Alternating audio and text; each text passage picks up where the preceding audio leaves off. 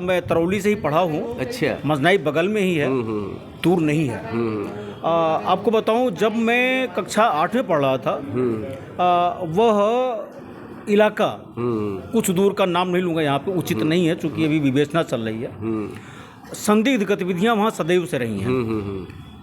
राजनीतिक प्रश्रय उनको मिलता रहा, फूलते पनपते रहे। वो एक ही जगह है, ऐसे व्यक्ति क्यों पैदा होते जो बम फोड़ने का काम करते हैं। जी जी जी।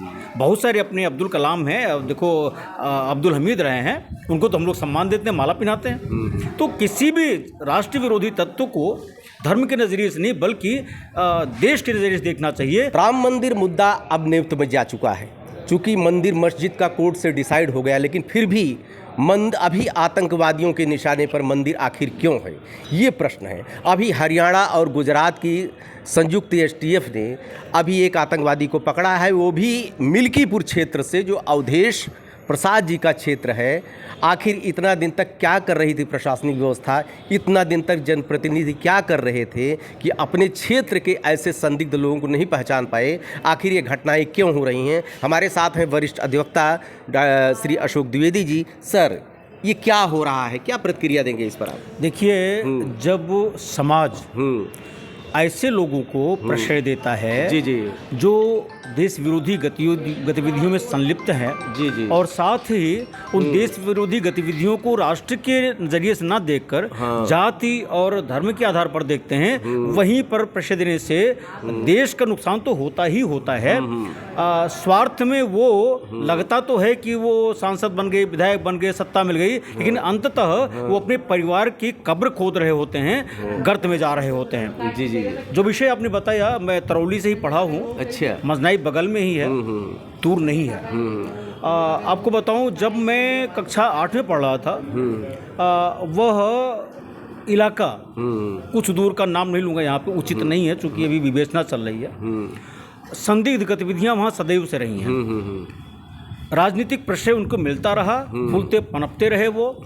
और मैं तो धन्यवाद दूंगा। जी। कल जब हम देख रहे थे तो हम थे, हमारी बिटिया थी।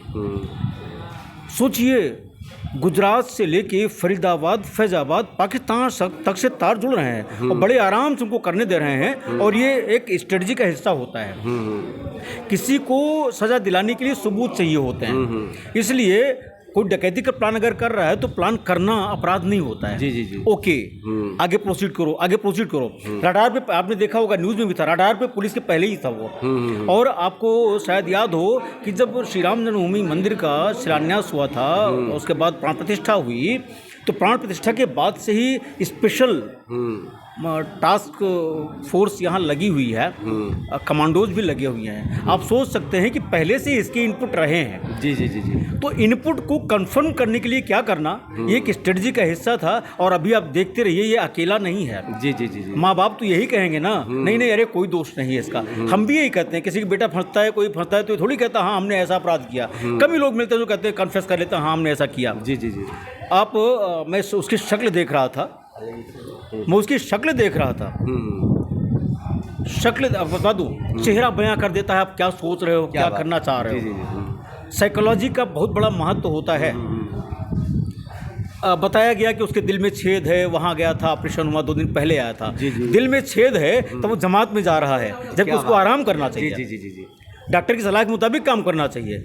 हमें लगता है, जो मेरा अपना व्यू है, हो सकता है कुछ लोग इसको हिंदू मुस्लिम के नज़रिए से देखें। जी जी। लेकिन फिर बोल रहा हूँ, एक ही जगह है, ऐसे व्यक्ति क्यों पैदा होते जो बम फोड़ने का काम करते हैं। जी जी जी।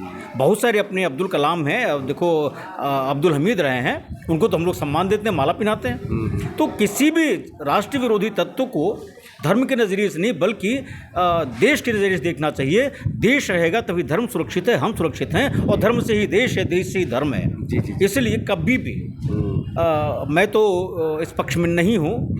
मैं तो इस पक्ष में हूँ कि उसको अभी पुलिस रिमांड में लेके उसकी और गहन जांच होनी चाहिए। इसमें पक्का है किसी न किसी, अगर मैं किसी दल का नाम लूँगा तो मुझे किसी पार्टी से जोड़ देंगे, लेकिन सच बता रहा हूँ, इसमें ऐसे दल का नाम जरूर आएगा उस माननीय का, जो वहाँ से जुड़े रहे हैं। इसके तार कहीं न कहीं से और मिलेंगे। और इसीलिए मैं बताऊँ, अभी जब डीप स्टेट आपने देखा होगा, सोरोस का सब पैकअप हो गया अमेरिका से, सब बौखलाए हुए हैं, सबके बयान देखिए कैसे कैसे आ रहे हैं, सोरस के पैटर्न पे ही आ रहे हैं। आप यकीन मानिएगा ये वही बौखलाहट है लगातार।